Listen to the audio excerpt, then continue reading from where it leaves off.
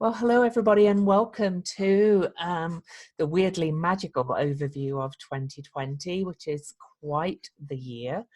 So some of you have come through me and some through Jen and maybe some through the podcast, I don't know. But so we're going to do a quick introduction. So Jen, why don't you introduce yourself?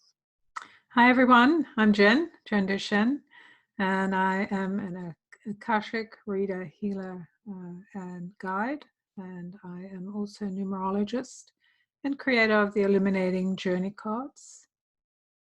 Cool. And I am Louise Eddington. I am a soul astrologer, shamanic practitioner and writer, and I am the author of Modern Astrology and soon to be published Complete Guide to Astrology, which I'm really excited about because it's a complete guide with a twist. And today we are going to look at 2020. So first we've got some slides to share, and they're mostly just with dates on and details, but I don't want you to get too hung up on the dates and details because we are going to email out the slides as a PDF, so you've got them to refer back to. So first of all, we're going to go through the shares, the slides. It is kind of the shares, our little project. Yeah. And then I'll go through my bit, Jen will go through her bit, and then we'll talk in general about the big themes, the big overview in our usual way if you've listened to our podcast.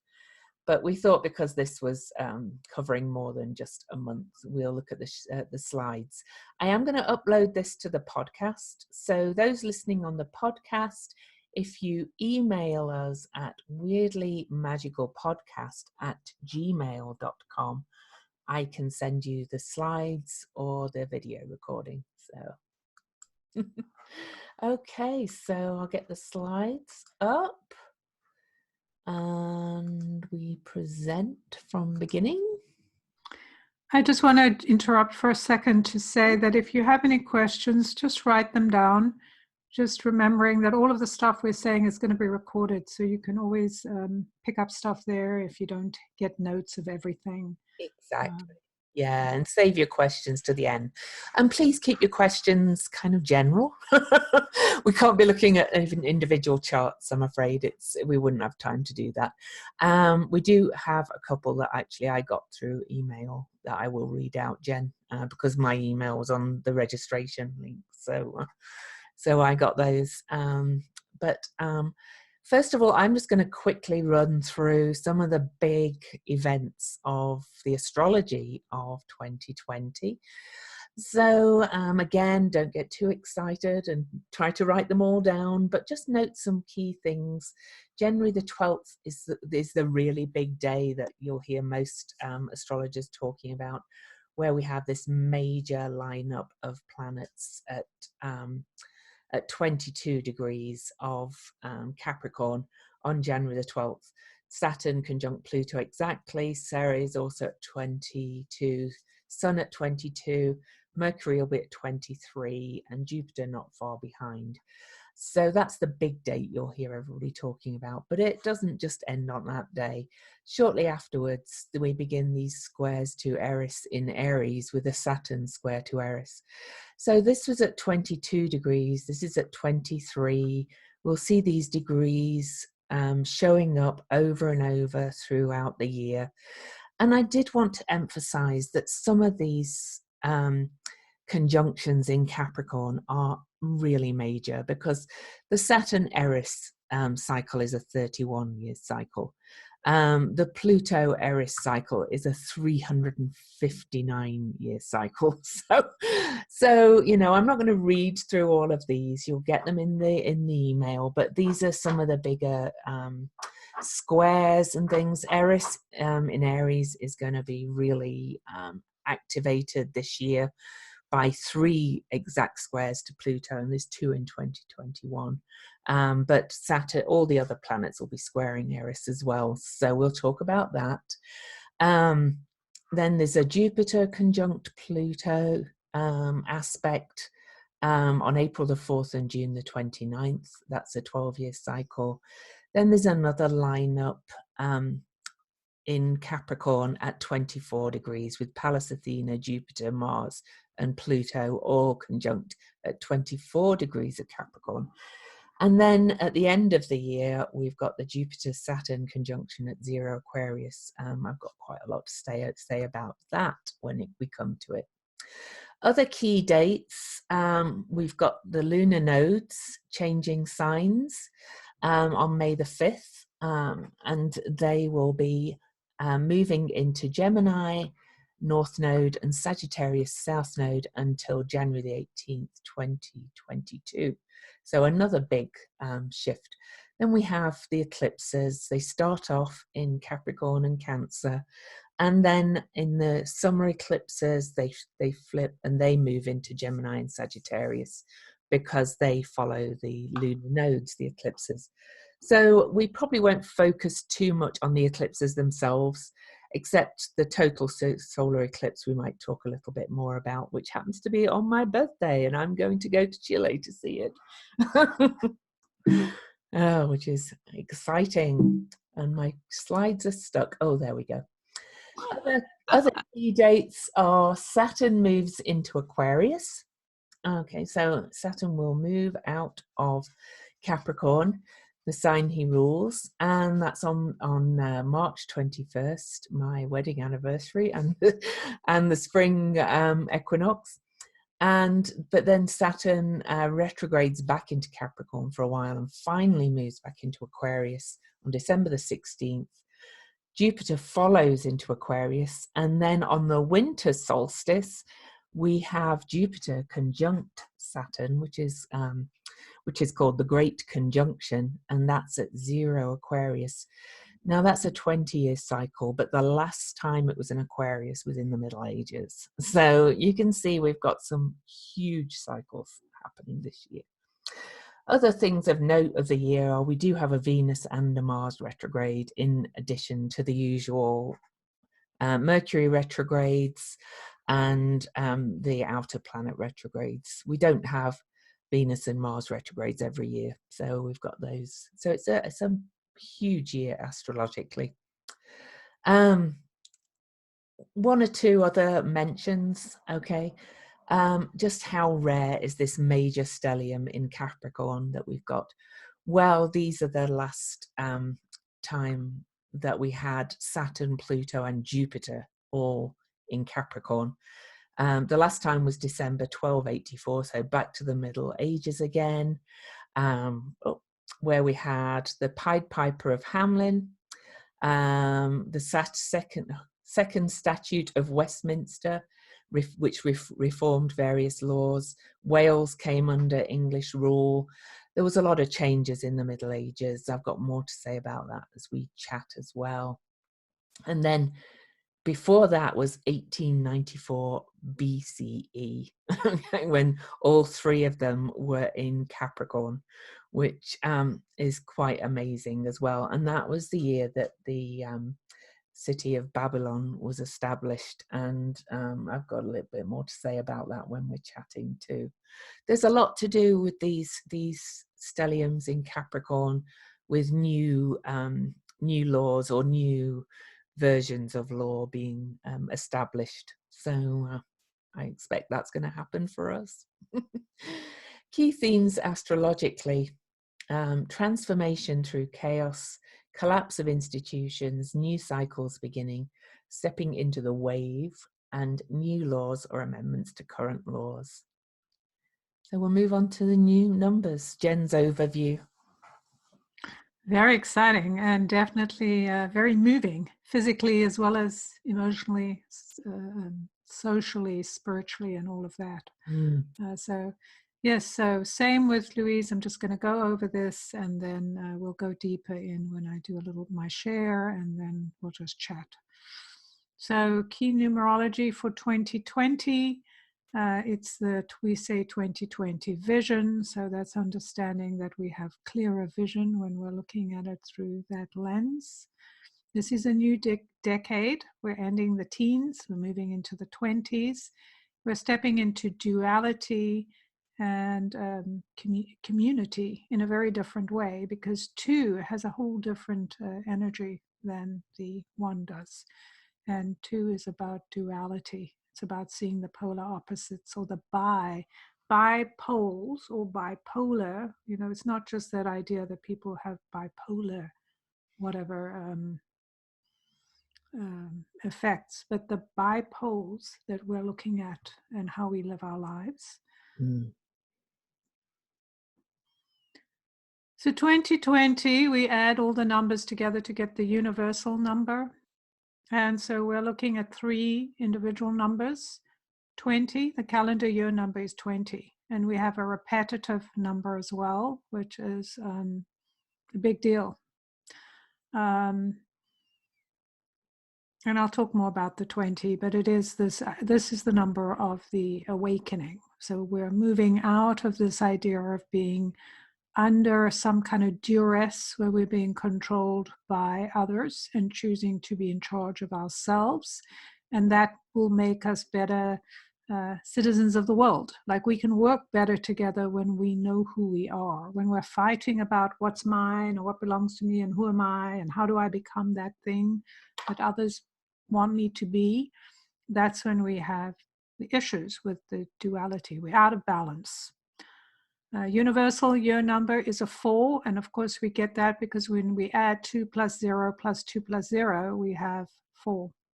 So this is a very unusual lineup, as you can no doubt tell, because this doesn't happen often.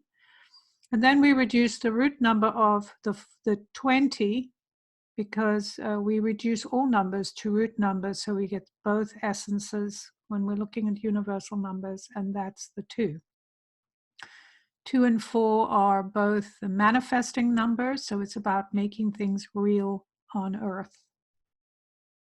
You can go to the next slide.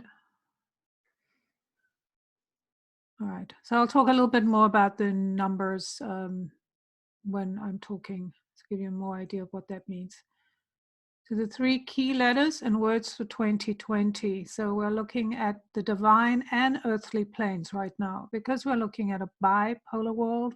We're looking at a world that has to look at 2 access points in order for us to find our middle point or our balance or the harmony.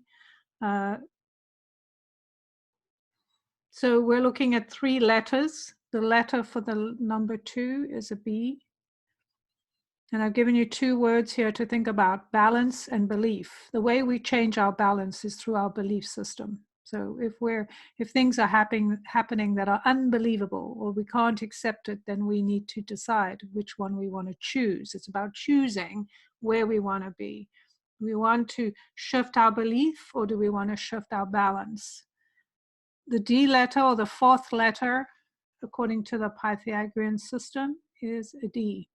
And there's many words with D, just as there's many words with B.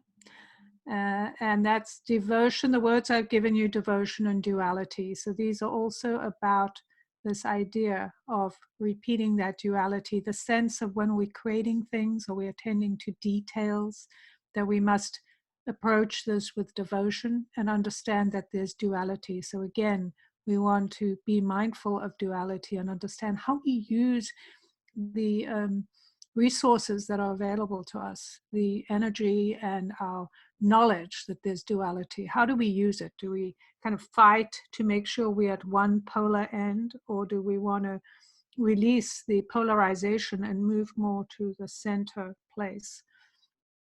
The 3rd letter that we have is the 20 letter, and that's a T, and that is about travel. We know that the poles, what are they? The moon, forgotten the word. The nodes.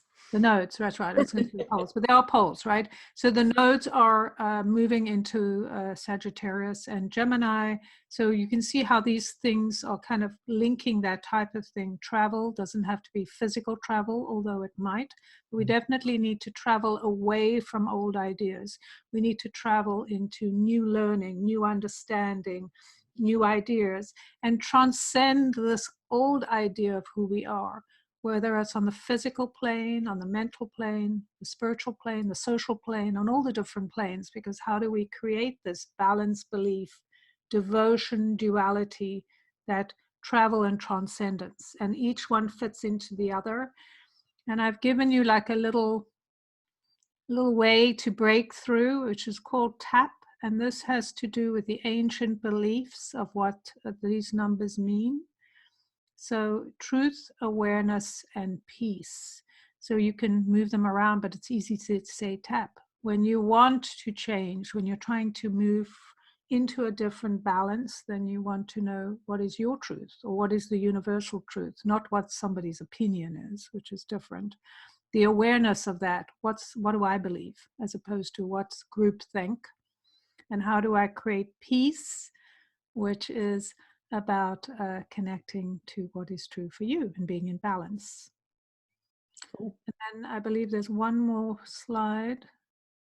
Oh, so I've given you this to just give you an idea of what happens every month as the universal months of every month, just so you can understand. I'm not going to read through all of them because it's right here for you. But January is a 5 month, which is about change. 5 is open on both sides. How do we know it's a 5 month? We add 1 to 4 because we know it's a 4 universal year. So it's a 5 universal month, and it's open on both sides. It sits on a rocker. It's in the center of the root numbers. So we know change, change, change. It's pivotal. It's a pivotal number. So we know 5 is bringing us a lot of change. And given what Lou was just talking about, we know that's true. Mm-hmm. So anyway, let's just move to the next slide. So I wanted to also mention the rarity of the number 2020. So it's not just what's happening in astrology, knowing that the divinations are linked, and the time we're in is about divining the truth for yourself, divining what is sacred to you and to your soul system and to the world, and how you find those points, how you divine where the water is, right? Or the gold, or whatever it is you're looking for.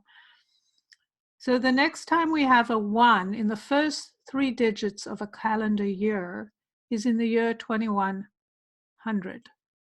And it'll be in a lesser role, right? It's taking the role behind the 2s, because we're in the 21st century. We're in the 2 world. We're entering the 20 decade. We're entering this time when 2 is prominent, 20 is prominent. It is this idea of moving from the 1 to the 2, from the idea of me and mine into the idea of community and ours. So we're ending the rulership. Sorry? Did you say that began on the year 2000 then? When we went from... It did begin on the year 2000, but we still had the 1s in it, right? So the 1s in a first position, because it was, the 3rd position, I should say, 2010, the last teen decade, where we'll have that same energy for 80 years. Yeah. So we end the rulership of the 1, which has dominated the calendar since the year 1000. So that's quite a few years, right? The 00 numbers in a year do not happen very often. By my calculation, the last time would be in the year 1010 AD, which is where we are now, right? So that's a few years ago. Yeah, just a few. Is that it for the... Yes, that's it for the slides. Cool. Yes. Okay. I'm going to stop the share and we're hi back to everybody. Oh, everybody's saying hi. I'm just going to make sure everybody's muted still because we've got a lot more people on. And Jen, do you want to start the ball rolling and we'll just chat as we usually do? All right, I'm going to start a little bit, giving a little bit more information about what I am getting about this year. So keywords that I'm getting is substantial and devotion or devotional. This is about substantive change. And when I check into the year, it feels very expansive and boundless, and yet it demands that we take shape. We understand or know the nature of our own duality and mortal and spiritual aspects. Whether we eager and fearful, loving, despising, whatever it is on that active and passive. And we have to move that control switch to find our balance, as I talked about. in a boundless world, we have to know who we are. So this year is also about diplomacy. So that's not being a doormat. It's about knowing what is true for you and finding a way to be kind and really get to the point of the matter. This is a very physical time we're entering. So what's the balance between peace and compromise? What is real? Like words can be real, actions, physical things, deeds, discipline, all of those things, applying ourselves.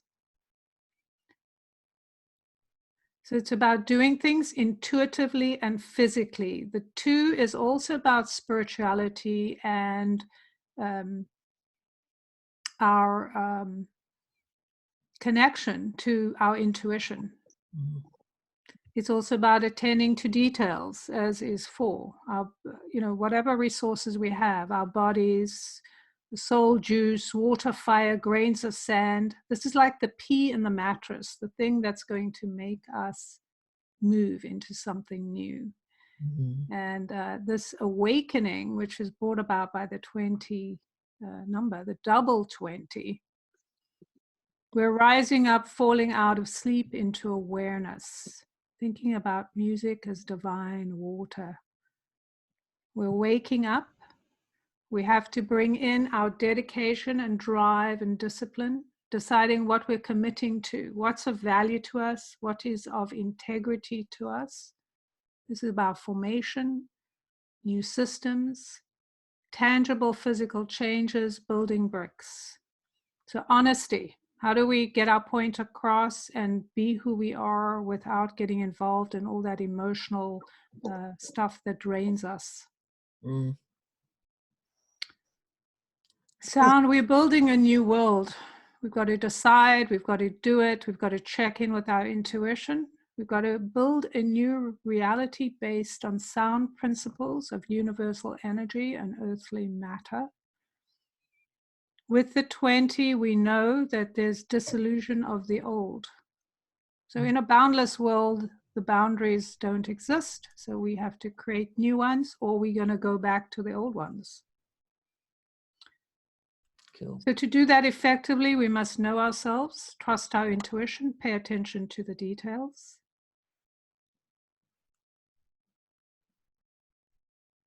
Mm. And I think I've covered pretty much what I want to say about that. Cool. Well, I had actually written 3 words down as well, funnily enough. Jen and I always do this. It's kind of weird. We didn't plan on doing that. And my 3 words that came to my mind for the year were curiosity. I think because the movement into air with the North Node in Gemini and then Saturn, the Great Conjunction in Aquarius, the mental curiosity and disexploration is going to be really heightened more and more throughout the year. Chaos is a big theme of the year.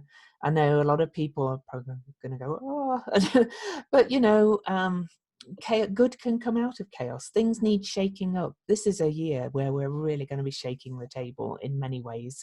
Of course, we see it politically, but it's going to be happening in a lot of our lives, and we're going to cause some of the chaos ourselves just to shake things up a bit so we can do something new.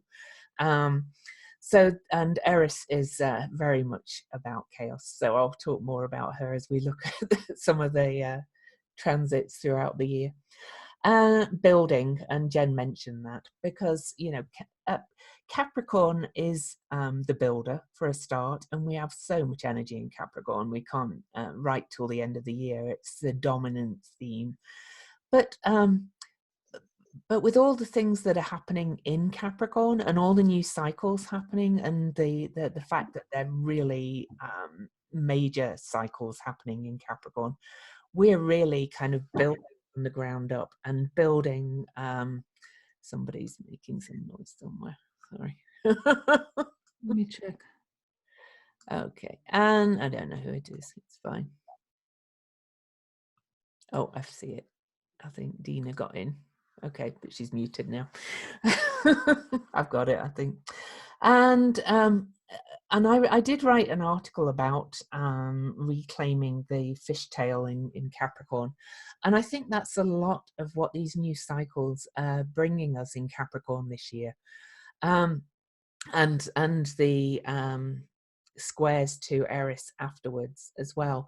It's kind of shaking everything up so that we can rebuild how we see the sign of Capricorn, how we see authority, how we see hierarchy, how we see elderhood, all the things that Capricorn really represents, so that we can hopefully move into really the higher qualities of Capricorn. Because really, Capricorn, in the new book I'm publishing, I talk a lot about how I think we humans create a lot of what we've done, and I talk about the Bible saying in the beginning was the Word. And we've shaped our universe by what we say about it. Now it's astrology is the study of what's happened as planets do things, but it's also our interpretation of it and our description of it that has shaped how we see things.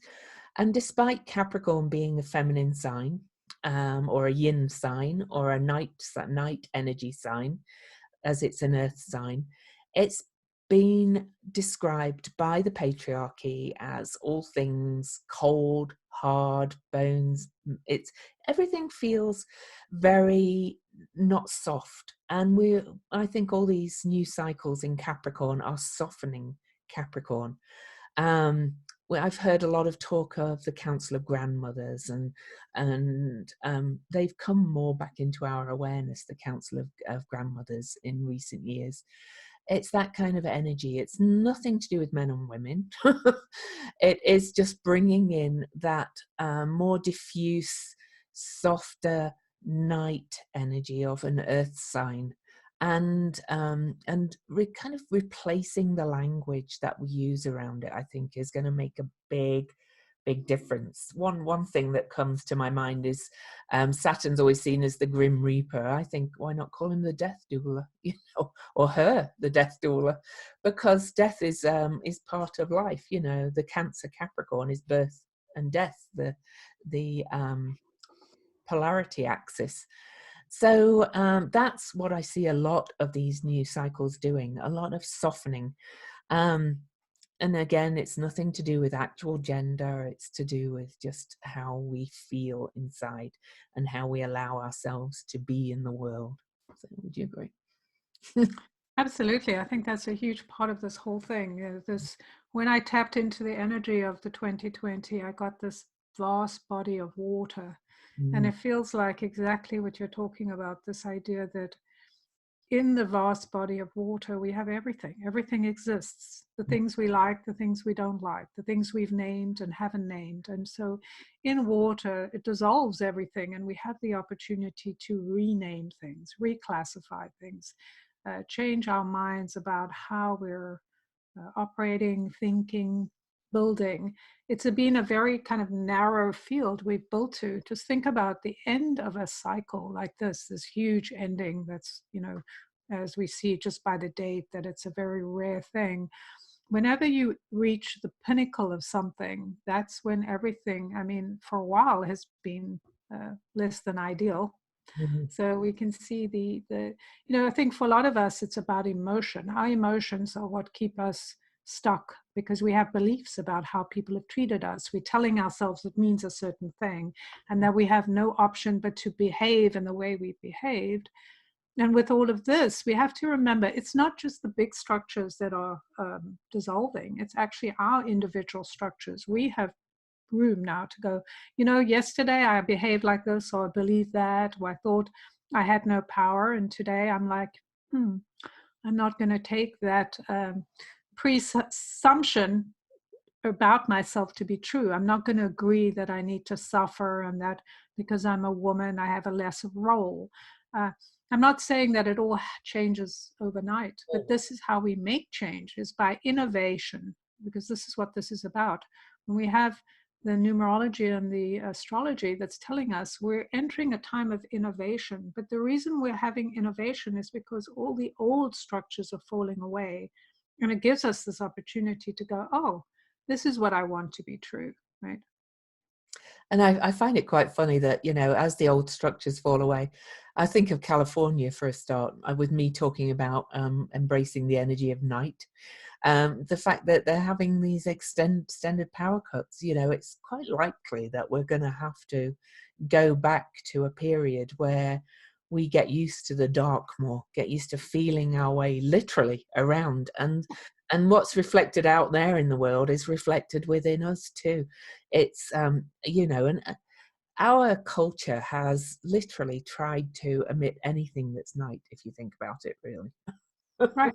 Or name it as something evil. Like Or, even when you think in terms of feminine energy, there's all these pictures of and stories about these women who have been, or just like these horrendous beasts, like they're so mean, all they want to do is destroy. And, all the stories are about that. It's never about saving, not that they need to save anyone, but it's never about them standing in their power. It's always about them overpowering others. And so we need to make sure that everyone knows they're evil. When we look at the words like Lucifer, for instance, which actually means the word light. light bringer, isn't it? Right. So you can see how everything's been twisted. In actual fact, this year, 2020, and this time we're coming into is an opportunity for us to really look at what, or shine a light on the dark that we have, all the things we've put in the dark, and said, oh, put that away. You can't look at it or hide your feelings. When we shine a light on the dark, in the dark, that's when we get to see new things. We get to discover what's hidden, like all the treasures that are rising, and we can see that around us with all of these things that are coming to light in terms of new discoveries, things that have been hidden that we didn't even know were there, that are coming to the forefront. And that's true for every one of us individually. We have stuff inside of us that needs to come into the light, so that we can, in a sense, be reborn. We're born or reborn into this new beginning, into this this great birthing of choosing and creating, because at this time we are actually creating a reality. It hasn't been created yet. We have been chosen as the ones who are the creators, and chosen is one of the energies of, or choosing. Like, it's not for somebody else to decide who is chosen. We're moving away from old religions, because those are all very top-down religions. They're all about somebody at the top telling us that we don't have the right to our own intuition. We don't have the right to our own ideas, opinions, or feelings, and that we have to give that right and that power to someone else so they can make decisions for us, because we're too immature and too pathetic to do it for ourselves.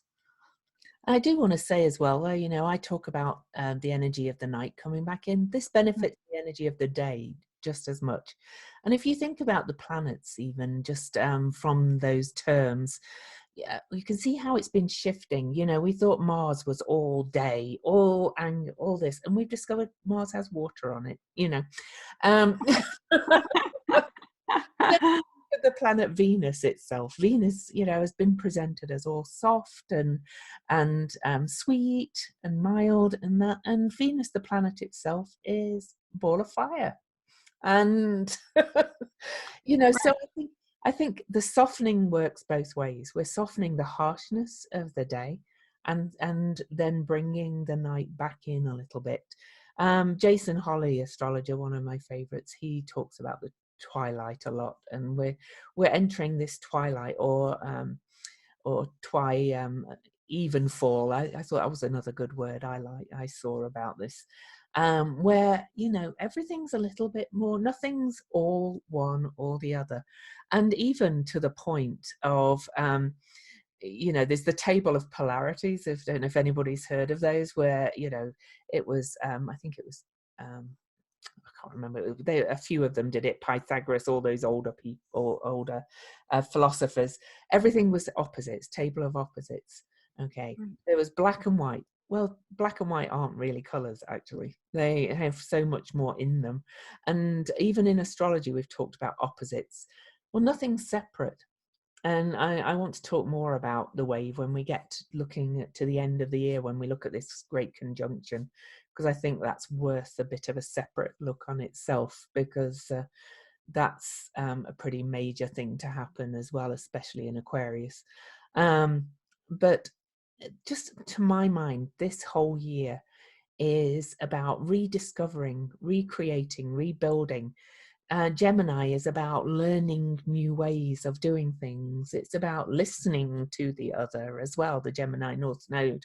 So when that comes in, we've got that for a couple of years. So I think we're living in astounding times, personally. I think you're going to hear so much fear about all this stuff coming up. But I think we have to remember that even in the most challenging times in history, some people just sailed through nicely. Some people did really well out of it. Sure, there's going to be some challenges, but through chaos and challenge comes growth. So. And you know what's so fascinating about all of this that comes to mind is when we are in challenging times, what happens is our fears, well, first of all, let me just say that fear is a choice, right? I'm not saying that it isn't natural for us to have apprehension about things we don't know and we've never done. That's perfectly normal. But to live in an atmosphere where we're making choices out of fear, better the devil I know, and all of those things we have, like don't put your head outside of the box, don't try to do something different, because then you're going to break the code of silence, our secrecy that we all do everything the right way.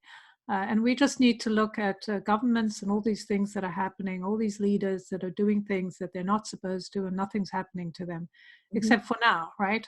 Now things are beginning to happen because we're entering this period of time where consequence, now this is a really important part of all of this, is the consequence of your actions, the consequence of your choices.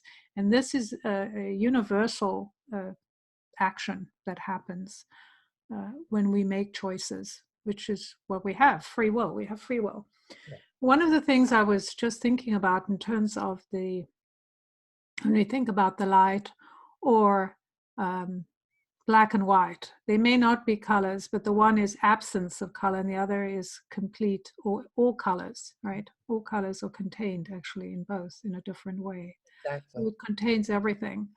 But the big picture here is when things start to happen, when a system starts to break down, we don't have the luxury of going into fear and our feelings and being overwhelmed by what shall I do and indecision.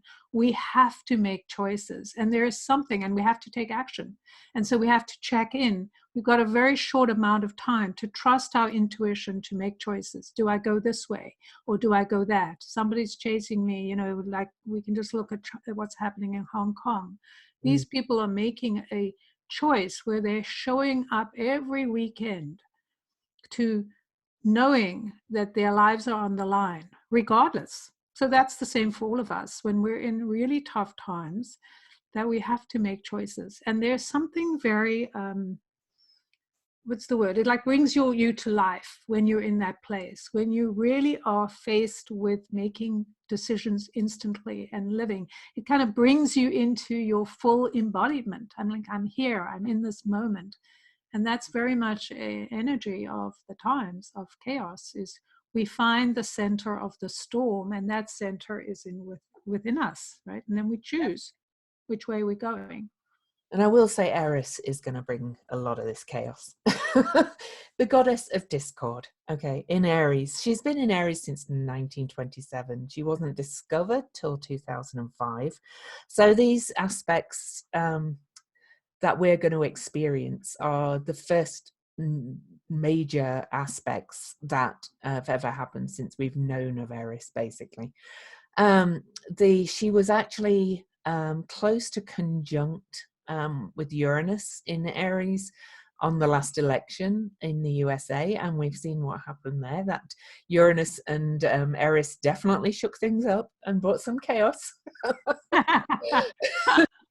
But for those of you that don't know about Eris, I'm just going to quickly give an overview. in the myth, she was not invited to this party of the gods and goddesses, well, a wedding actually, and she wasn't invited because she was seen as creating discord. And she showed up anyway with the golden apple and threw it in, and it said, "To the fairest." And basically, to cut a long story short, the apple was fought over, and it ended up causing the what was the war? I've forgotten. Trojan War. The Trojan War, and the fall of the Greek Empire, basically. And she got blamed for it, but she didn't actually cause the war. If you think about it, right? She threw the apple in to reveal kind of the artifice and the shallowness of the ruling elites at the time, and they fought amongst themselves, and that caused the Trojan War. So I think, like a lot of these so-called dark goddesses, she's been maligned because she wasn't all perfectly beautiful. She wasn't all, suitable to be invited to the wedding and things like that, because she was very raw, very real, and a bit of a troublemaker. And so she consequently got blamed in effect for the fall of the Greek Empire. Well, Eris is here again, throwing her golden apple in with all these planets in Capricorn this year. Every planet that reaches Pluto will then square Eris. Venus will be the first, actually, interestingly enough. The goddess of love and beauty will square Eris first, and then one by one all the other planets will square her throughout the first few months of the year. And I think we can expect a lot of chaos from what we might want to call the divine feminine. But I see it more as the energy of the excluded, the energy of those that have been left out and been deemed not good enough or nice enough or whatever. It's I think you could basically say it's the people rising up, personally. Right. Well, I think what's really interesting, if you think about the word artifice, which is about this idea of pretending to be something you're not. And our world has certainly been that. The patriarchy has been about denying one aspect or even their own aspect of the shadow, what we call shadow behaviors or challenges, with this, whatever we think is, dirty in some way, whatever we decide to name as dirty, then becomes something that's hidden. It's a secret. And those things actually rule the world. We are, seeing the impact of that, of these people, like well-known people who are supposedly rulers of the world, and their shadow behaviors coming out, and how they've used children and, abused children and women and all these types of things that just reveal what happens when there's an imbalance of truth, because it's all there. Like, you can't deny what is there. It's just the way you use it. So for us, we have to go and say, I'm not a play piece. I'm not going to be put in that place where you can use me as your toy. I'm deciding, I'm taking back my authority, my own part of who I am. And that's exactly what Eris did. Is she took back her own power, or revealed by revealing the bullshit that the other people were putting on, like, oh, I'm the greatest, I'm the fairest, and all this stuff. But then they couldn't stop fighting about it. When in truth, when you're connected to your own divine presence and connection, there is nothing to convince others about. And this is such a huge gift of this time, is that we can go, oh, this is who I am. This is what I believe. Okay, you don't believe what I believe. Is there a place we can build some bridges, build connection, build community, collaborate? Or are we so far apart that we're going to build with others?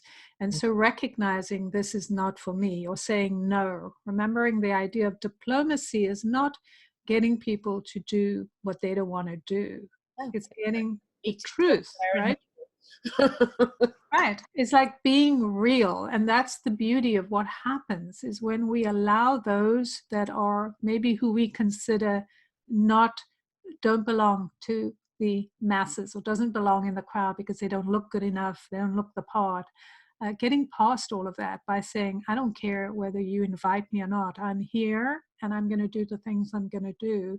And that's so freeing. This is all about liberation, basically. Our souls liberating in our physical bodies, making choices, physical choices, just like that phrase, we're putting our money where our mouth is. This is kind of one of those times that we're going, I don't believe in this crumbling thing that has held me prisoner. I'm going to choose something different, right?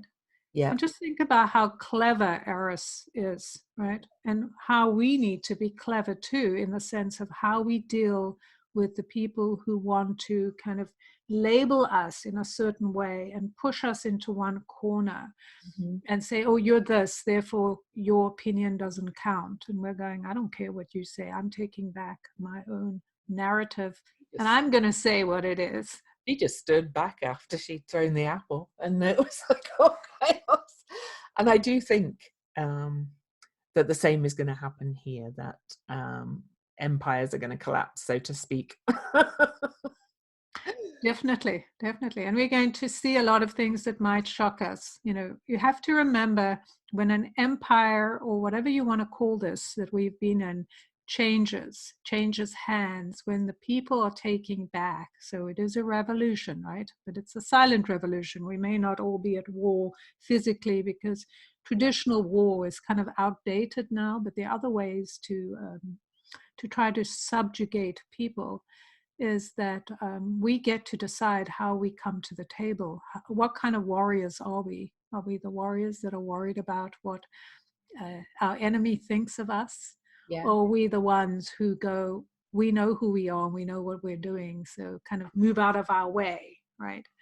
And we can do that all with kindness. Like, you know, I'm not saying you should sit down and not do anything, but really putting your energy towards something that is a waste of time, trying to showcase that somebody else is terrible or doing something terrible is a waste of time. And with a change in era, this is our monetary systems, our building systems, our business systems that are all going to change. And in that chaos where everything's kind of swimming upriver, we can attach to the things that matter to us. And even our communication systems. I've seen a real surge in people looking for alternatives to Facebook, stuff like that lately. And in fact, I've just signed up for another new one because I'm exploring them a little bit, you know, when I get time. But this one's like my own personal Facebook, where I can build my own community in it online, and it's not run by somebody else. So there's all kinds of options building. And I think the North Node moving into Gemini will speed that a lot. You know, that's a 19-year cycle as well, or 18.6-year cycle. So if we look back to year 2000, what was happening then? Right. Yeah. So it's kind of similar themes as to when the nodes were. We have the 20, right? The 2000s had the 20 with 3 zeros, and now we have 2 20s, the double 20, double awareness, double awakening, double balance, thinking that everything that is dissolving is up for grabs in a sense. And that's also the mercurial energy of the idea of bifocus. Bipolarization. It's the opportunity to rename and reshape something completely just by rolling that golden apple into the room, right, into the place. And then we've got the Venus retrograde in Gemini as well, and the Venus star point, which is when the Sun and Venus meet in the middle, is at 13 Gemini, right in the middle of the sign, while the nodes are in Gemini and the eclipses move to Gemini. And Venus, as I mentioned, is the first one who's going to square Eris, and also the first one who's going to actually reach in conjunction with Eris later in the year. Right. And Venus is actually associated with debt. So it's a very interesting thing. And all money. Well, money, but more in debt is considered more debt. Well, anyway, the way I look at it, you have a different point of view, and that's fine. But what's really interesting to me about the idea of debt is that this is about integrity. We have to pay our debts. We have to pay our dues. And so whatever needs to be done, right? So we can't escape that. Mm. And what I find interesting is the tarot cards. If you look at the tarot cards for the 2020, for the numbers, the 20 is judgment. And Mm. when judgment, when you think about it from the divine aspect, is about rebalancing things. So it's not like, oh, you did this wrong, you're supposed to be punished, but it kind of is in a sense, like it's like repositioning everything, just like that golden apple. And the idea of, when you actually look at the traditional one, is all these people rising out of the kind of graves. It's like all of us coming, all of our hidden stuff, or our desires, because it's not just negative things that have been hidden, but our desires, our knowledge, our wisdom, our will to be something that's all been suppressed and hidden, that is coming out. And like, I've got nothing to lose by expressing my voice. Mm. Cool. So I kind of wanted to look, and we can hop back a little bit, but I did want to talk about the great conjunction of Yeah. Saturn, Jupiter and Saturn on December the 21st. So right at the end of the year, I know. But the Jupiter-Saturn conjunction is known as the Great Conjunction. Okay, it's a 20-year cycle. But the last time this happened in Aquarius, and this one is at 0 Aquarius, was back in the Middle Ages again. And back in the Middle Ages, that was a time when Cambridge University was formed, the Sorbonne University was formed, all those kind of things. It's also at the time of the Great Plague, the Black Death, because airborne diseases happen when the Great Conjunction happens. The Great Conjunction often also precedes presidents dying in office, I have to say, or attempts on their lives. So there's that too. But I think it's really, really significant that it's happening at 0 degrees of Aquarius and taking us into the age of Aquarius, because we're moving into the age of Aquarius. And again, I write a little bit about this in my book. We're seeing more and more the rise of in science, and I'm not a scientist, so I'm layman's reading of this, but wave theory, wave and entanglement theory. And it occurred to me as I was writing my book that the symbol for Aquarius is waves. It's waves of spirit now, but it's not waves of water. And we're moving into this age of more connectedness. So despite the history or whatever of the Great Conjunction, I kind of think a lot of people think it's when Pluto goes into Aquarius that we start the age of Aquarius. But I kind of think this 0 degree conjunction of Jupiter and Saturn, which incidentally, a lot of people think was the Star of Bethlehem. Okay. So therefore basically starting the age of Pisces with the Star of Bethlehem, because the two together is very bright, is taking us into this age of Aquarius, which nobody knows exactly what it's going to look like. But it is going to involve like wave theory, this connectedness, the entanglement, the web of life. We're going to realize that everything, as I've said before, nothing is entirely separate.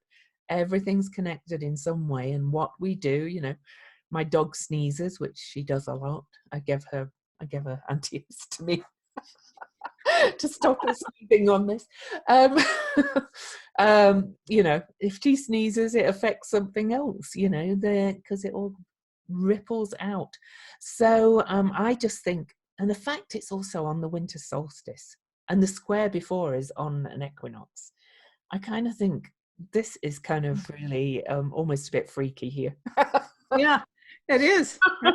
And you know what's so fascinating, of course, and the fact that it is happening in the solstice, which would have been the traditional Christmas was based on solstice, so it's the same timing.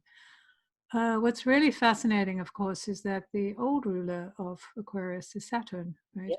Yep. And so Saturn moving with Jupiter, kind of shifting the power, if you were, in some way, right? Acknowledging the power. knowing that this new space. And with a zero, it's so powerful because zeros are actually divine energy. So we know this time we're in is a very divine experience that we're having.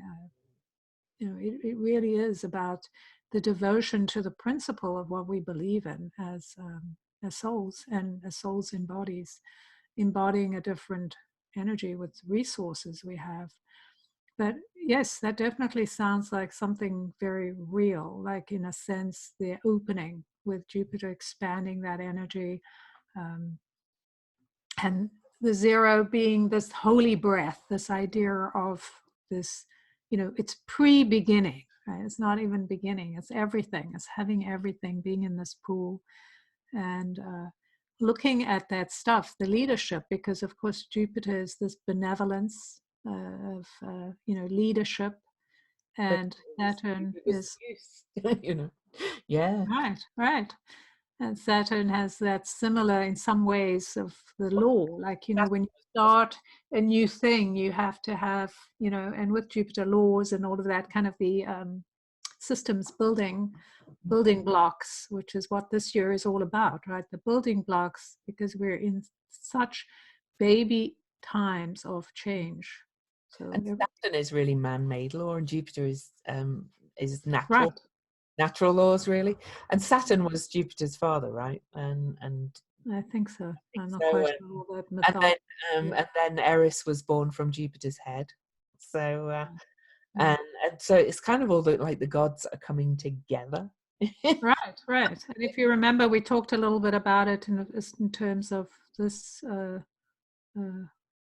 think the full moon that's coming up in Yeah, December, right? Gemini Where full we already have that positioning of Venus between, um, between Saturn and Pluto. Yeah. right. It's kind of like, yeah, they're all getting together, all going right. We messed it up last time when we were fighting over stuff, and now we have more maturity and we're And making different we choices. and we as humans now know about these planets or dwarf planets, whatever you want to call them. I don't care. Right. Planetary bodies. Yes, these beings of light, right? Just like, if you think about it, what are our resources? And we think about how we are going to apply the resources we have. The resources we have are our bodies, energy, light, and ethers. The stuff that comes from out of the earth is not water, it's light or energy, right? Um, To add in a couple of those other, things. Hmm? sorry, add in a couple of other astrological things that are happening. Pallas Athena will also follow into Capricorn. She's Right. I often call her Venus squared or Venus with a diamond, because she's kind of more strategic. She makes plans. She makes the blueprints and maneuvers and things for moving forward. She's following in behind to also conjoin all these things in square Eris. Haumea, who we don't talk about a lot, she's one of the newly discovered dwarf planets. She's over in the opposite point of Libra. So, it gives them quite a wide orb. She's opposing Eris. So all these squares to Eris are also squaring her in Libra. And she's the Hawaiian, well, she was the Hawaiian goddess of birth and fertility. Yeah.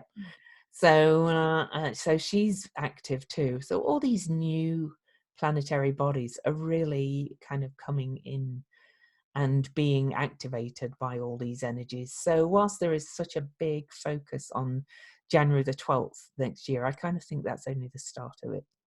Well, and we're building up to change, right? And Yeah. it doesn't mean like, oh, January 12th, everything's going to be changed, right? It's a process. So we get to a certain point, then something happens that we sometimes we don't even know. If you think about a building collapsing, you may not know the foundation is has been hit by an underwater earthquake or something, and then 5 years later falls down. So it's the same thing. We see things happening, we don't know what it is, it just feels confusing. But what we have to remember is to come back to self and connect in and look at what is our intuition telling us? What are the things we need to know that we don't know? What do we have to learn that we don't know? What do we have to understand so we can expand our thinking? And even just thinking about all these female energies or warriors coming in, because in some sense they are warriors, because they're holding the space for us, right? There are all these different aspects, and it's kind of all of us holding aspects in our own way in the world, playing our roles. They're showing us that the female energy, or whatever you want to call it, the shadow, the dark, whatever you want to call it, that has been hidden is coming into the light. And in order to have a just world and a just living, we all must look at the things, everything, what is dark, what is light, and change the quality, like Lou was talking about, changing the quality of the light we live in. So when we're in the dark, we're not afraid. So we have to put out all the lights and go, I'm not looking at the dark. When we're in the light, light can blind you. Like sometimes you can't see anything. You can't see behind light. You can't see the stars in the day. Right. Which is why the twilight times are so powerful, because they're neither light nor dark. And those are the times we can really begin to see between the worlds and understand why people are doing certain things and decide whether we want to be bothered with that or not. Once we understand it, we have the compassion to go, okay, I get it. I get why they're doing it. We can let go of that responsibility and move forward. Cool. So was there anything particularly about the energies you want to talk about before we look at cards? And there's a couple of questions. Right. So one thing I did want to mention quickly is about, besides the idea of just remembering this is about resources, how you're using your resources. We're creating a physical world using our imagination and our intuition and our spiritual connection.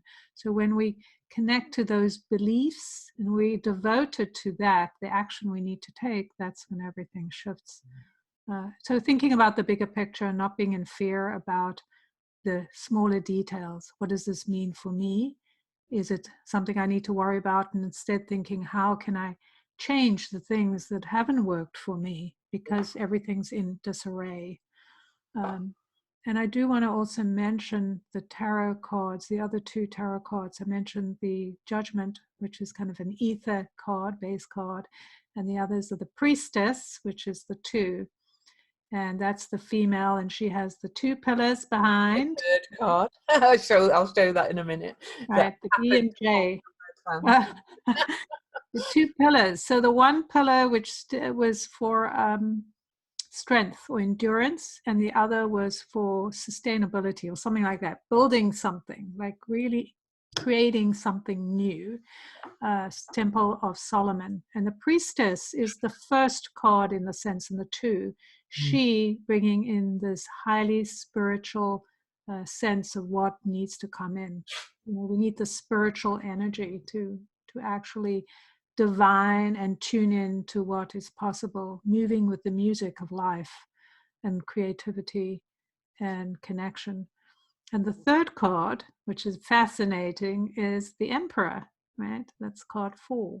So the Emperor is about helping build the thing, make it real. So we have all 3 aspects are being addressed with these numbers, which is pretty fascinating, because here he is focusing on the doer, making sure things are done honestly with integrity, that people are doing their due diligence, that they're disciplined. All those are all aspects of Saturn, and of course the number 4.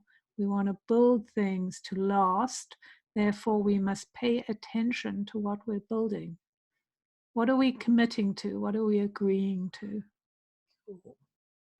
All right, so let's quickly do these 2 questions. We're gonna answer them very briefly, and then we're gonna show our cards. And then because we're well over 1 hour already, and I know everybody's time's a bit precious for really long ones. So the first question's from Shelley. With Pluto's destructuring and Saturn's hard work at building structures over the long haul, how does one find balance in the collective arenas of crumbling church, healthcare, and educational institutions, to name a few, whilst attempting the rebuilds? Are we still waiting for the dust to clear as the rubble falls before starting new ideas? So many earthshakes. Well, no, I don't think we wait till the dust clears completely. I think we keep trying new things and seeking new ways in the middle of it. And you know, this, as Jen mentioned way on, this is kind of when people step up to really, and we realize we can help each other and fight for those that are going to fight for the things that we want and things like that. So I think we just keep going through it. You know, how do you find balance? By fighting for what you do want, and for building your own space and security. Yeah, I think what's so important about finding balance is neutrality. It's neutrality of where we are energizing ourselves. So the energy we get from Mars, our passion, our desire, needs to be, because it's limited, right? And what do we have? We have just our resources, time, energy, etc. So finding that balance, that neutrality, like I don't care what other people think, I don't care what the old system was, I'm focused on what I'm building. What do you need to gather? What do you need to know? When you're building something on new land, you have to set up plans. You have to check the land to make sure that it's not, that it's viable for building. Is there something extra? So these are all the things you need to be focused on. Take your energy and drive and move it towards what you're creating. And don't be distracted, because remember, it's just distraction what's going on around you. All the stuff crumbling, it's disappearing. So take the things that are of value and keep moving forward. And also, I kind of have a nudge to say, don't try and game it. You know, I hear people, all the time, looking at what happened last time this happened and things like that. And how can I make sure it doesn't happen again? Well, you can't. So you can't make sure things don't happen again, because they're never going to happen the same way anyway either. So, just focus on what you want, as Jen said, and what you really believe in and what you're building. So, and do your due diligence. If this is something you need to check into and needs more detailed work and attention, do it, because we all are going to have to pay more attention with all this energy going around. Do I have all the pieces? Did I get all the information? Or are we going to kind of have to loop around again because now we've missed something? All right. So the other question, I'm just thinking how to read it, because we're not looking at actual charts on this call. So this question was about a 5-year writing project. I'm not going to go into what the writing project was. Basically, it's, does this project have a chance to be concluded and published in 2020? Basically, she's got Jupiter's in Capricorn in the 6th house. So if I thought about going through all the houses. I am not going to. I might write an article about that. But I would say Jupiter in Capricorn in the 6th house is a really good omen for finishing and publishing a writing project. But you have to do the work, basically. So, it gives it the determination and the will to do that. So, right. It does sound very positive. I think just pay attention to yourself, your own needs, your body, and do your due diligence. Again, don't, push beyond what is possible, or overdo it, so that you don't have balance. Again, this is calling for balance, right? In your life and how you work. And tend to work 20 hours a day. Right. And this brings up the word belief, like you believe it and you work as if it is true. You put the work in knowing and having that vision that that is what's going to unfold. This is what I need to do today. Don't get too far caught up ahead. What do I need to do today? And just having that kind of step-by-step approach will take you to where you want to go. Cool. So I'm going to share my cards first, and then Jen's going to share hers, and then we're going to just wrap up and just tell you where you can find us and a couple of other details and when this will go out. So I pulled 3 cards because it's a year. The first card I got was actually the Sagittarius card, the art card, which is the 14, which is a 5, isn't it? The 14? Yes, 14-5 card.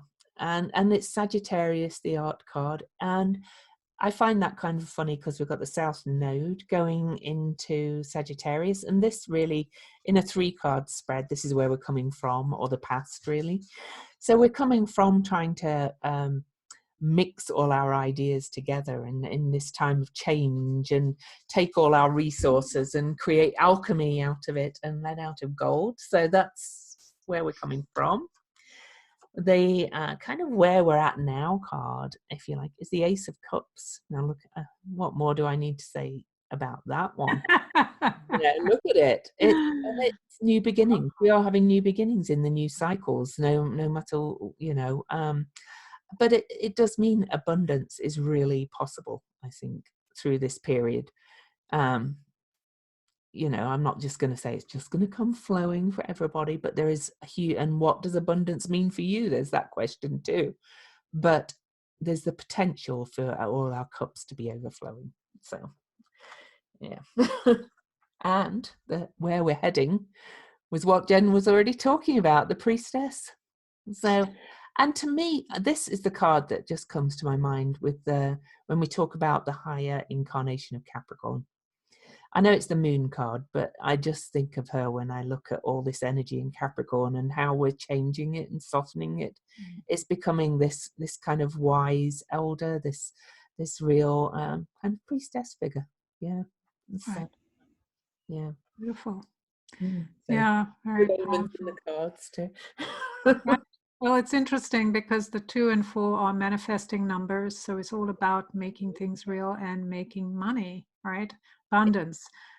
The truth is, we have to remember that abundance is not so much about money. We want money because it's part of our system right now. But true abundance is knowing that we have everything we need. Exactly. And so what does that take from us to do it? Fascinating. Okay, so here are my cards picked from the Illuminating Journey card deck. So the first one is the 31, which is funny because that's a 4. And so kind of where we're coming from is this idea, and if you can see in the card, there's the figure in the middle here who's kind of like, I see as this priestess, kind of some kind of energy in the divine field, knowing that all of this stuff is possible in the treasure in the cave of the dragons. And the dragon energy is the energy that brings stuff from the outer worlds into our world. So dragons can move between different fields, different worlds. And so that's really something amazing, because this figure is sitting there thinking about all the treasure she has. Like if you think about yourself as being this spiritual being with everything you need in that space, how do you tap into that energy and kind of reconnect with it, reconnect with your true soul, divine energy? The second card, or where we are right now, is the invisibility cloak. This is one of the tools. I thought that was really interesting. The invisibility cloak can mean many things. One thing, it can give us cover for the things that we're afraid that people will see us as we're moving into changing things. So to know that we have cover, that they're not noticing us. That's how I'm reading this message. You may read it differently, and that's totally fine. But it's this idea that we have protection or shielding, if you want, from prying eyes, because only those who understand what we're doing will see us. And if we connect to that idea of being invisible to those who may not wish us well, we can go about our business and do what we need to do without worrying about being seen. So it gives us some kind of shielding. And so thinking about that, like when you're birthing something new, kind of this idea of where we are now with this card, you're birthing something new. You're sitting in this pool of everything. And what am I birthing? And when I was looking at the priestess card, that's kind of how I see. This is like a birthing, right, of something new coming. Yeah, coming out of her. It's like this, her body is releasing this egg, this apple, whatever it is, the pomegranate, the seeds of prosperity, of true prosperity, and the bigger picture that we all will live in this energy, or we all can live in there. And so the invisibility cloak kind of hides our dream from others while it's still kind of growing, while it's in the womb. So it's kind of our womb, our safe place. And then the third card, in terms of, I found this funny too, this is the 20. So here we have the 4 and the 20 came up. Wow, that's Pretty wild, that's right? funny. And I got the two. Right. I know. Isn't that amazing? Yeah. And so this card, I don't know if you can see, but there's the figure again, kind of solemnly looking, kind of observing. I don't know if it's solemn, but she's like in an egg, or he could be a he's in an egg, and looking at this dolphin flying up with the crown. It's this energy. There's an angel in the background. It truly is a place of peace. And we've talked about this energy of being coming to awareness and peace with who we are. And so this card makes me think about that. We're looking at the landscape. This is where we're going. Everything is there. It's like we can take the crown of the dolphin and claim it, like the awakening of who we are. That's what's coming if we follow the process of being connected to ourselves, recognizing we have the cloak of invisibility, and then Oh, come into peace. Kate's asking about your deck. I'm actually going Oh, to booklet up. right. It is Jen's deck, Kate. It's the Illuminating Journey cards. I've got the booklet right now, so I thought I'd hold that up, and you can find them on Jen's website. So, and I've got them obviously because I've got them. So just a couple of housekeeping, and then we're going to open it up for questions if anybody wants to type a question or unmute themselves and ask a question. But Jen and I, we've done this, call for free. We've both got special reading offers, and I'm going to send the links out with the recording. We're both charging 108 because that's a magical number, and mine is a recorded 2020 astrology reading and sent to you as an MP3.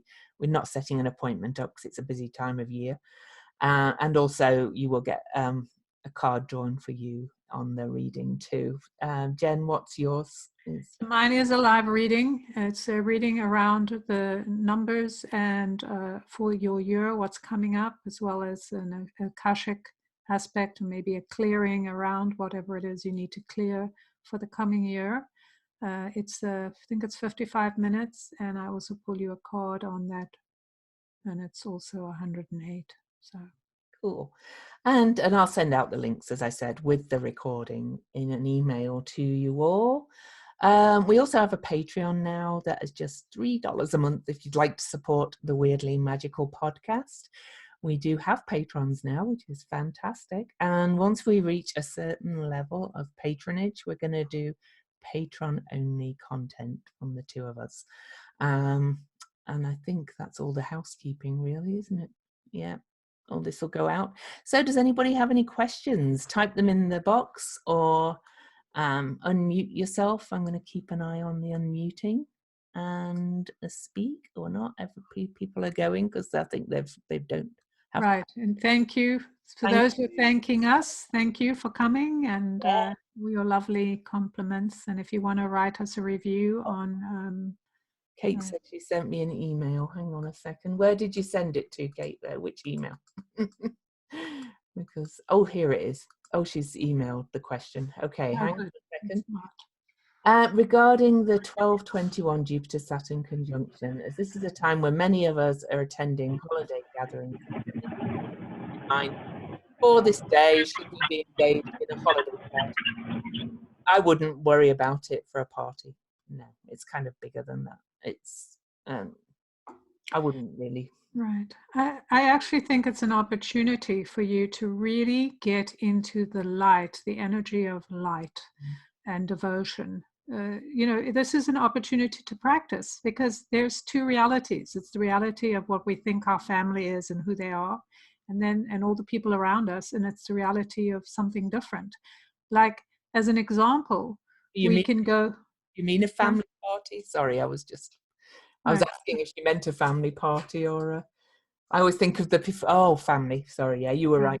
I always think of before Christmas ones as like parties. Oh, right. But it really doesn't matter if it's friends, family, people we're used to. We've got a certain belief around how we think they view us or who we are.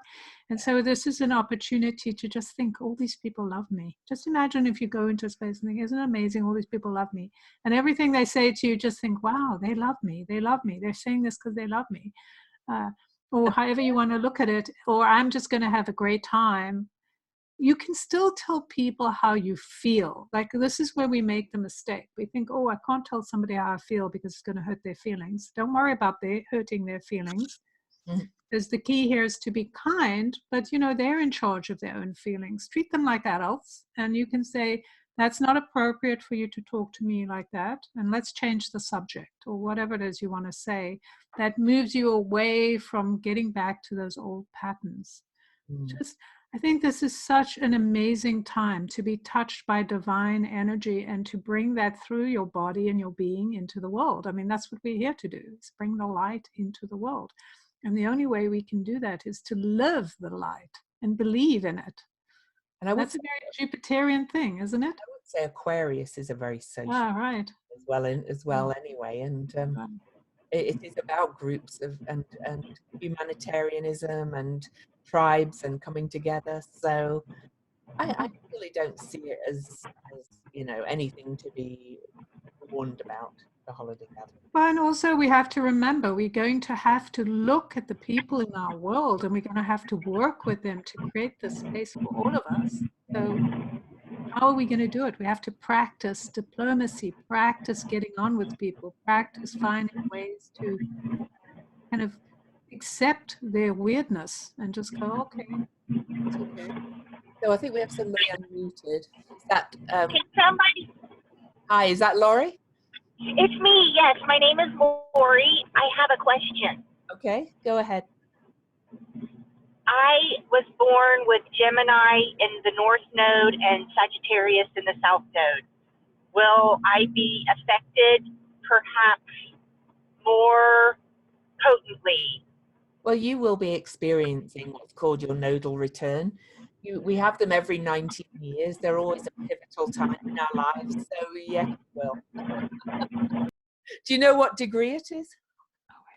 I don't know the degree. No. But yeah, you will. It's usually a good time of growth and kind of a bit of a leap forward. So Okay. if you think of every 19 years in your life and kind of look at the themes that were happening, then get an idea or book one of the readings. Okay. Awesome. Okay. Yes, I probably will. I'm sure I will. Hi, Jen Deshen. Hi, Laurie. Nice to see you. Yeah, this has been wonderful. Thank you for taking my question. I'll mute now. Okay, thank you. Awesome. You're Thank welcome. you. And I think Jacqueline has unmuted too. Did you have a question too? Jacqueline? Yes. I'm unmuted. No, I have no question, but I just loved everything I heard until now. I just don't have the link to go to be a patron, to go to your Patreon. Could you put the link there? Of the conversation. I can. No, I will try to do it today. Let me have a look. I will send it out in the email as well, but let me. Thank you. I'm putting it in the chat now. So it's patreon.com weirdly magical. So I think that's it. Oh, that was just private to you. Okay, there's a couple of other questions in there. Dina says Eris conjunct the North Node in Gemini. No, that's Eris is in Aries. The Venus star point is going to be at 13 degrees of Gemini on June the 3rd. So that's one of the days to remember. Sorry, that was a private message. So all right, let's unmute her. Let her ask her question. She's Dina. She's put her hand up. She's unmuted. Hi, Dina. Hey, ladies. Thank you so much. It's been really enjoyable. Can you hear me okay? Yes, we can. Yeah. Okay. I have mic issues with this phone. Interesting, though, with all the energy of Saturn and Pluto, as I was on the phone and probably in the midst of your talk, my brother called complaining about, and Louise knows, Jen, that I caretake my 87-year-old parents.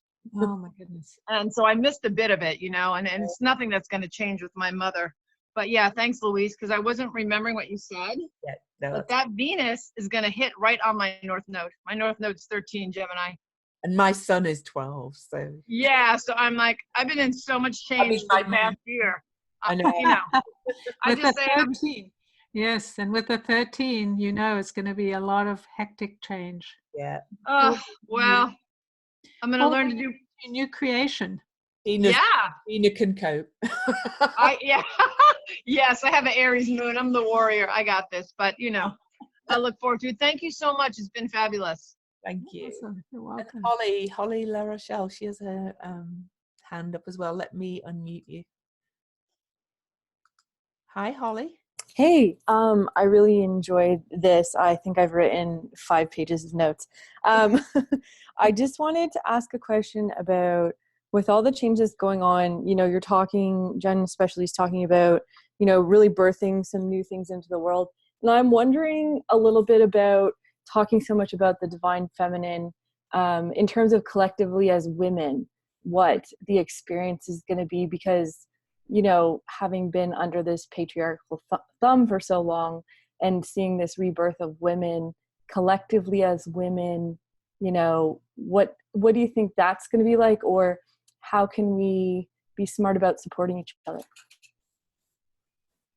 I'll let you go first, Jen. All right. So one of the key things, that's a great question, because we have to remember that a lot of the so-called divine feminine stuff has been built under the patriarchy, and so runs kind of parallel to the patriarchy. Even though they're saying like, oh, we don't allow men or we don't do this, they're not actually following divine principles. So this is an opportunity now to have conversations with people. Like, this is the way we want to do it. Like, I need you to stop talking behind my, you know, my back, other people's backs, whatever it is, saying horrible things. We need to support each other. So what we have to do to bring this in is to really be principled about how we are connecting with each other, because at the end of the day, it's useless to say we're the divine feminine if we don't understand the bigger picture of what that means to be connected to the divine in the feminine and masculine, you know, together, right? So we really need to put our emphasis on how we want this to be in integrity. So if you're working in a group or you're building a group, those are the things to focus on. How do we build this so that everyone feels supported, welcome, and entitled to have their voice heard? And, you know, what do we put in place? So there's rules, right? Because rules are important. It's not like we're just saying everyone do whatever you want. Mm. And, you know, I think we have to remember that the divine feminine is in everybody. It's like, oh, and part of what I hope happens moving into the age of Aquarius, and with this great conjunction being at Aquarius, is that we remember, I talked about the wave and everything being connected, and about moving into the more twilight realm. And that means for me removing this polarity of this is what it means to be male, this is what it means to be female as well, because everybody has something of it in them, you know. It's like, and so yeah, to what Jen said, it's a coming together. So I don't know if I've answered your question particularly. It's to me, I can no longer just, and I've been a feminist all my life, don't get me wrong. I have a problem with feminism now, because I just think we're moving into something completely different. Yeah, I do want to add to that what Lou was saying as well. There's something we have to remember, that as women, we also have to open the door for different behavior for men. Like, if we have a set idea about how men are behaving, then we're not going to be able to open and be in that watery space I talked about. Like, it doesn't mean you can't have groups just for women, or, you know, people who call themselves female, but that it's how we behave to others and the behavior we're allowing others to have around us. That's, to me, is what will denote the balance of the polarity of the sexes. And we have to remember, you know, we've never moved into the astrological age of Aquarius before. To talk more about the astrological ages, they're about every 2,600 years. Okay, so we've been under the age of Pisces, the age of the fish, which is roughly tied into Christianity, or the birth of Christ, supposedly, whichever, whether you believe it or not. And the sign itself of Aquarius is a very androgynous sign. That doesn't mean we're all going to become androgynous, but it does mean about seeing our uniqueness without defining it for others. It's kind of like letting people be what they are, kind of thing, and seeing them for what they are. So that's the potential of it, I hope, anyway. Right. And then the shadow of that is authoritarianism, which is Oh, the theme of all the Saturn, the number 4, all of this stuff.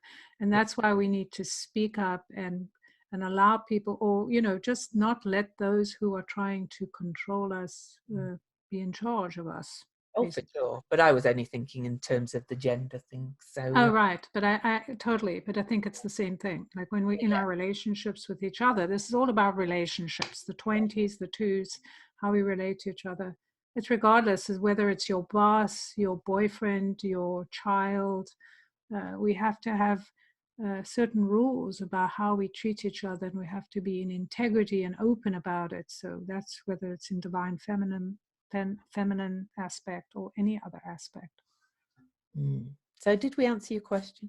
You can type in or unmute yourself. You totally like, I think that's the thing about questions, right? We go, sometimes it takes us on tangents that we don't expect, but yes, I got value from your answer. Is that fair? That's fair. Yes. Value is good. So Winter says, I have Venus in Scorpio's 2nd house, and this perspective is an encouraging shift for you. Good to hear. That's fabulous. Yeah. And she said she was illuminated recently by a lecture given by either Ram Dass or Alan Watts, but he gave another avenue for reaching balance, which was fully encompassing both extremes which exist in the duality of the whole. Yeah. And I think that's kind of what we're saying really as well. Right. Yeah. We are. Yeah. We're saying it in a different way, but we're saying bringing it together, you know. Yeah. Right. So sorry, did I talk over you? No. I just wanted to address that a little bit more in terms of saying that we have to understand that the duality, we are a duality within ourselves, and our world is a duality. But the only way we can function in the world is to find our own balance, or what harmonizes us, and we get to choose where that is. So we can, and we have to learn how to do it. It's just, that doesn't just come into us. We actually have to practice and do it. Practice speaking out. And I was just listening to some of the stuff with the Congress, and one person was basically saying something about the people that were giving information and the scholars that were giving information. And the woman responded first by saying, I reject your statement. Right. And this is it. And she didn't say it with like, oh, I reject your statement. It was very calm and very like, this is who I am. I know who I am. The thing you said is not true, and let me continue. So this is what we're learning. We're learning how to be in neutral space with our opinions and feelings. Yeah. And I know I've felt it in myself, the shift. So hopefully you have in yours too. And let me have a look. I don't think we've got any more comments. Winter has her hand up. So did you want to speak, Winter? I'm going to unmute you, and if you want to ask. Yeah. Do you mind? No, I just wanted to say that yeah, I totally get that. I always thought in my mind, I always thought of like finding the middle way, you know, as being kind of like shirking away from like fully embracing the extremes. Do you know what I mean? Like kind of like finding the center of it all, rather than like just like grasping the whole of everything like exuberantly and like completely. Do you know what I mean? I think that's how it's been approached previously. Yeah. So it's just great. So thank you both so much. So, yes, but can I just, I want to just clarify a point. When you talk about finding the middle ground, we're not talking about compromise, like, oh, people want me to be this or that. Right. This is your point. This is your balance point, right? This is where you ground. And remembering wherever you ground, you can move that. But it's for you to have a sense of self. This is who I am right now. So this is the choices I'm making from this place. Does that make sense? Absolutely. So liberating. It's so wonderful to have this reinforced and yeah, like, thank you. You're welcome. And Yasmin has a question. I'm just going to unmute you. Hi, Yasmin. Thank you. Hello, ladies. Hello. It's very clear to me from what you've both said that the planets have such an influence on us, and the planetary alignment. But I've been wondering, can human behavior actually influence the planets? If by some miracle we reformed ourselves to become some ideal of humanity, would this have an effect on the planets and they change their trajectory? Just a thought. Do these vibrations go back and forth? Interesting From thought. humans to planet and planet to humans. Oh, I get what you're saying. I'm going to ponder on that, but from my perspective, no. But we're reaching for the highest energy of what the planetary energies are offering us. That's what I think. We're the ones with the free will and the decisions and things. I don't think of planets being changed by us. It's just how we respond to their energy. Okay. Well, I have a bit of a... But you will have me pondering on that in bed tonight. All right. A bit of a different... Sorry. I have a different perspective to Louise, and of course that's who we are, and that's totally fine and whatever. But my point is, everything is duality. So everything has the potential. So if you think about our potential, then when we come in, we have a high potential. Your destiny number, you know, all your numerology and your astrology, etc. There's the extreme place where you could be the most effective, or this is the desired point. So any experience we're having with the planets, they're showing us the space of, yes, you can do this or that, which is the highest point. Just like Lou was saying, we're reaching for, or hopefully that's our idea, is we're not just settling for the lowest, but we're going for what is possible. So to me, you change reality by changing your actions. And so we do impact each other, because if we're choosing something positive, we change our impact, and we change everything, right? Everything changes with us. Like it's not a rigid thing that doesn't change. Every decision, just like Lou was talking about earlier about something, when her dog sneezes, right? They've done tests that they can show that if you have negative thoughts about somebody in the room, it actually impacts their physical body. So it's kind of the same thing. We live in a physical world. If these planets are physical and they are giving us opportunities, then we have an opportunity to both reach our potential, right? They're showing us an opportunity like a parent. And we are, depending on what it is and what we choose, we do impact each other. Well, that's my belief. I don't know, I could be wrong, but that's what I believe.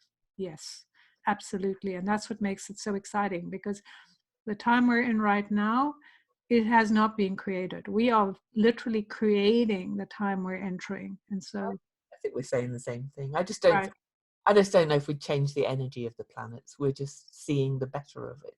So. Right. We see the better. We may not change the actual.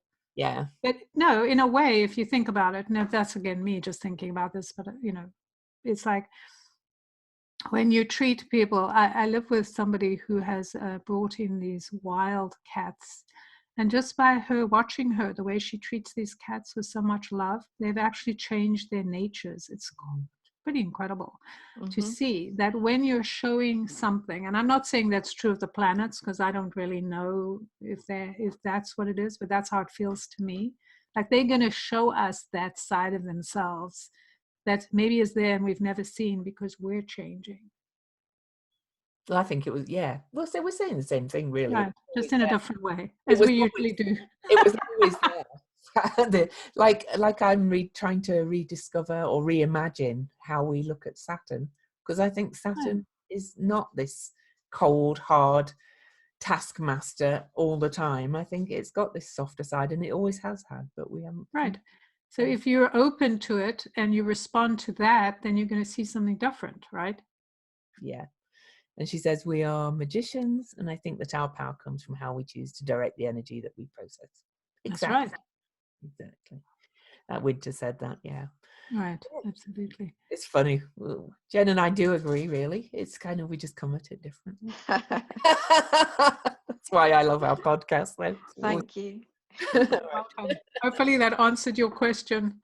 Well, I'm pondering, So am I. So am I. Yes, so am I. Yeah. But I've been pondering about this for quite a while now, and a lot of it comes back to in the beginning was the word. Mhm. It's all everything's. We're in the Truman Show, really, aren't we? So.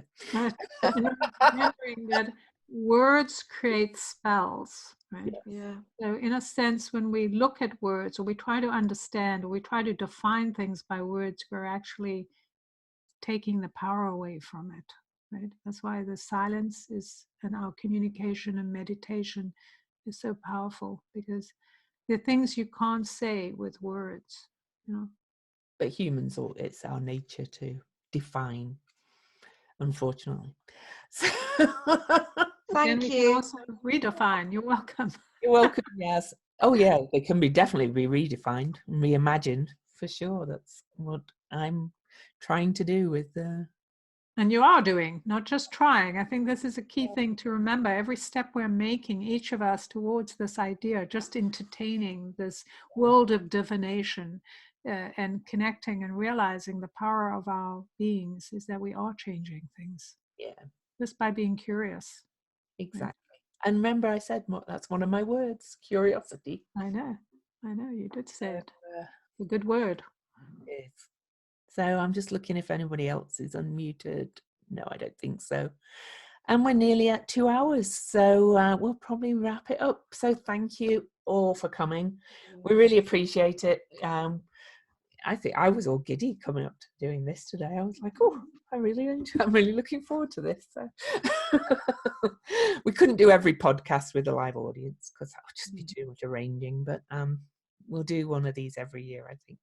Oh, thank you. She says we create the best podcasts around. Oh, thank you. Yeah. Yes. I love our podcast. I love that it's just two friends talking, really. Yeah, it is. We're just sharing how we feel about what we see. Mm-hmm. And how we used to talk before we did a podcast. All right, then, everybody. Have a wonderful rest of your day. A wonderful night's sleep if it's bedtime for you in England, some of you. And we'll see you online. Yes. Thank you so much. Oh, we didn't say where you can find us, but I think I'll send the links with, yeah, I'll send the links out with the recording. So, of all our just put it in and a recording that you can send it. Well, what's your email? I mean, what's your web address? My website, louiseeddington.com. And mine's jenduchenne.com. Yeah, we won't go through all the others. All right, everybody, have a great rest of your day. Yes. Bye. Bye. Bye. I'm going to unmute you all so you can all shout. Well, you can take 3, try it out. But it builds your immune system. It's made with natural foods. Oh, that was Julianne Case. She must have been talking to somebody else. She's gone now.